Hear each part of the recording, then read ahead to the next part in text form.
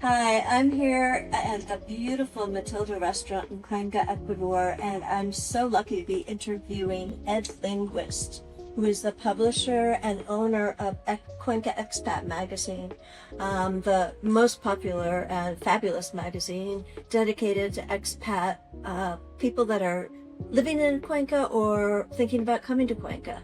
So, Ed, it's so nice to have time with you. Thank No, you thank you for very much. this interview. So let's get started. Okay. Okay, what inspired you to even start Cuenca Expat Magazine? Well, as you may know, in Ecuador, there are 20,000 native English speakers, mostly from North America, and half of them live in Cuenca. And so when we were looking around, I've been here like almost 14 years. When we were looking around, we noticed that when an Ecuadorian goes to the United States, they have family or friends, and so they have a network to integrate immediately. But when someone comes and relocates from North America to Cuenca, they're all alone. They know nobody.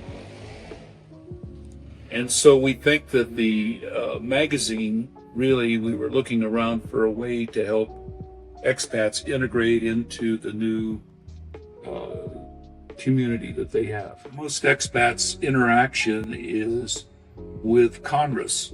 They may not know their neighbor upstairs or across the street. It's not because they don't want to know them, but it's the language barrier. And what happens is most expats become very familiar with the barber, the hairdresser, the tienda owner. And so we designed the magazine to do two things. One is it has sections of things to see and do in not only Cuenca, but all of Ecuador. And the other is that we have articles on businesses. So an expat will know where to go for dentist work or for a doctor or for a restaurant. That's really what we tried to do with the magazine. Well, and you've been very successful because there are so many people that look to you for information and guidance on good doctors, good dentists, and you've done a service for that, so it's great. Can you describe one of your favorite memories or one of your favorite articles that you ever did? Yeah, well, we have probably two things. I think we not only do the magazine, and the magazine is print. And the reason we're in print is that most expats are retiring here, approaching 70. And so they were really raised with a print medium, not digital. And so we've tried to have something that is familiar to them. There are many magazines like ours in the United States. Like every suburb probably has a little magazine that features local dentists and doctors and car dealers. And so we've done the same thing, and we offer it free. Not only do we do the magazine in print, and we have about over 5,000 readers a month, we do digital, and we had to increase and redo a complete digital magazine during COVID when we weren't allowed to have any printed material. The other thing is we utilize social media, and we have 20,000 followers on social media. So we feel that within a period of time, 4 to 6 weeks, we probably reach most of the expats here. But in addition to the magazine, we've done events, and we've done open houses where expats get to interview and talk directly face-to-face with businesses. That's been very successful. We've had a lot of fun with 4th of July activities where we've had turn-away crowds, really. We weren't able to accommodate everyone. But the main thing that I recall is right before COVID, because most expats come down here and many want to give back to the community. And so volunteerism is a big deal, whether it's helping orphans, medical or animal shelters. And we tried to think of a way to honor the expat community. The everyone might give $1 or $2 to somebody you meet along the road, but people that went way out of their way to help the community. And so we teamed up with the governor and did the Governor's Expat Humanitarian Award, where we had expats nominate other expats. And we had the largest gathering of expats at one time in one place in Ecuador. And we did that for 2 years, and we had like over 400 nominees. And that was a real highlight of people having an opportunity to dress up and go to the event. And we had some music, and we did it in the old cathedral, which is now a museum. And, it's one of those memories that I think we'll always have. So, Ed, in conclusion, you've owned this beautiful magazine for 10 years. You've grown it to where everybody knows about it. What's been the most rewarding part of doing this, and what are you going to miss the most? Well, I think what I'm going to miss the most is being out there. I love meeting and hearing about businesses, and so I'll miss interacting with the local business community. And also going to most events. Every major event we're invited to, we participate. That's been good.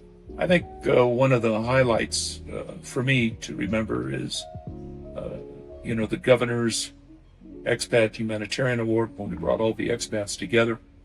The second highlight is that I was fortunate enough to get an award from the Ecuadorian American Chamber of Commerce, where we received the Entrepreneurial Award for contributing to the economy of Ecuador. And so that was a surprise that I got that.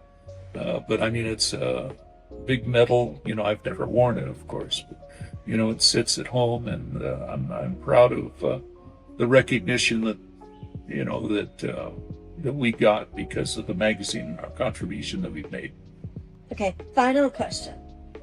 What would you say to somebody thinking about buying this? Why should they buy a magazine? Why should they come in on this wonderful opportunity? Yeah. Well, I think that there are many reasons. I think that 99% of the people that come here are retired, and they don't want to tackle a full-time job. Now, this isn't an 8 to 5 job. This is more of a hobby that makes money. But I think that there's for some expats, I think that they experience retirement and they get bored. And I think that the magazine offers a way to keep involved. You're meeting new people all the time. You're doing stuff, and I think that it's mentally healthy, for one thing. Physically and mentally healthy to be involved and to have your brain going, trying to create and meet new people. One thing I want to mention are the perks of free travel worth thousands of dollars when you own the magazine.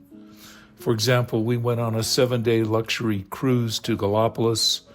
We spent a week in the rainforest at the Eco Resort Mashpee Lodge.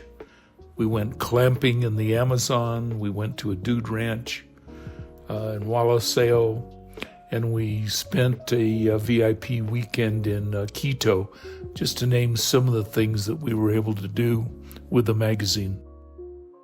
So I think that's the benefit. I think that there'll be someone out there that is not quite ready to,